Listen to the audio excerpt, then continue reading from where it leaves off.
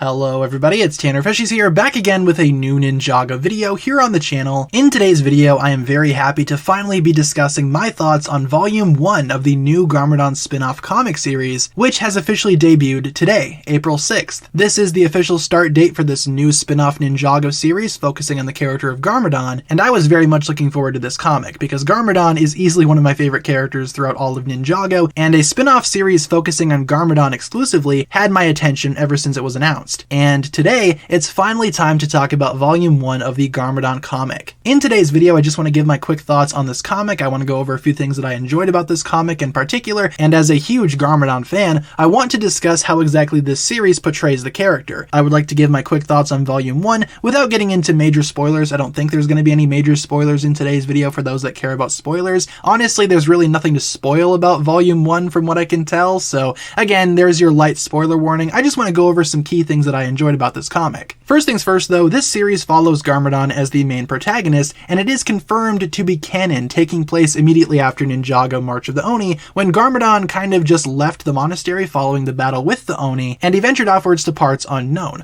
Well, in this comic, we find out where he went and what exactly is going on with his character. I really enjoyed how this comic portrayed the Garmadon character. The characterization surrounding Garmadon was perfect. All of his sarcastic mannerisms are there, his confused psyche is present throughout the entire comic, and the way that he fights, communicates, plans are all very much Garmadon. The team behind this comic definitely understood the Garmadon character, and as a huge Garmadon fan, this first volume does indeed pay respect to the character. Garmadon overall is a fantastic protagonist, and I'm honestly surprised it took LEGO and the Ninjago team this long to release a spin-off for the Garmadon character. This first volume is perfect in the way that it handles Garmadon's history and his characterization. There are a couple of battles in this first volume as well. Garmadon does take on a bear of all things, and that is a pretty exciting battle to, I guess, read through and witness. There's also an interesting nightmare scene with Garmadon in the first couple parts of this volume, which of course features a battle between himself and, well, himself. It's obvious that Garmadon is going to be going through some major character development during this comic series, playing with the idea of whether or not he is evil or good, and there's a lot of metaphorical moments in this comic that definitely tells you that Garmadon is not doing well mentally. And I thought the battles, especially the nightmare sequence, were handled really well once again. Also, the artwork. Even though the spin-off is presented in comic form, there's a lot to appreciate outside of the main story, particularly the artwork itself. The artwork is beautiful. Big props to the team behind the artwork of this comic. Every single page was just breathtaking to look at. I love a lot of the visuals that are presented here. It matches the tone of Garmadon's emotions very well. That somber, confused, sort of down on his luck energy is present throughout the entire comic. I also love how expressive the characters are. Garmadon has a variety of expressions. He's so maniacal. I love how the artwork portrays Garmadon's character. Not only is the story fantastic in that regard, but the artwork excels at making Garmadon a standout character, and once again, I question why this spin-off didn't happen sooner. I understand that a comic book series is not going to be everybody's cup of tea, and I know some people may have preferred a Garmadon spin-off done in the form of a TV special or something similar, but I think this comic series following Garmadon has the potential to be a fantastic entry in the Ninjago series, and I for one cannot wait for Volume 2. The world of Garmadon needs to be explored even further, and this book leaves a lot open for Volume 2, which I am very much looking forward to reading once again. I'm just super excited for the rest of this series. I absolutely adored Volume 1. I would highly recommend checking it out if you have not read it just yet. I purchased my copy of the book from Amazon, and I highly recommend you do the same. Thank you so much for watching today's video, you guys. That'll pretty much wrap it up for my thoughts on the first volume of the Garmadon comic. Once again, check it out if you haven't done so just yet, and let me know what you thought of the video itself. Thank you all so much for watching today's video. If you enjoyed, feel free to like, comment, subscribe, do all that fun stuff, and as always, check out the links down below in the description from other forms of social media. Thank you all so much for watching today's video. Once again, you guys, my name is TannerFishies, and with that, I bid you farewell.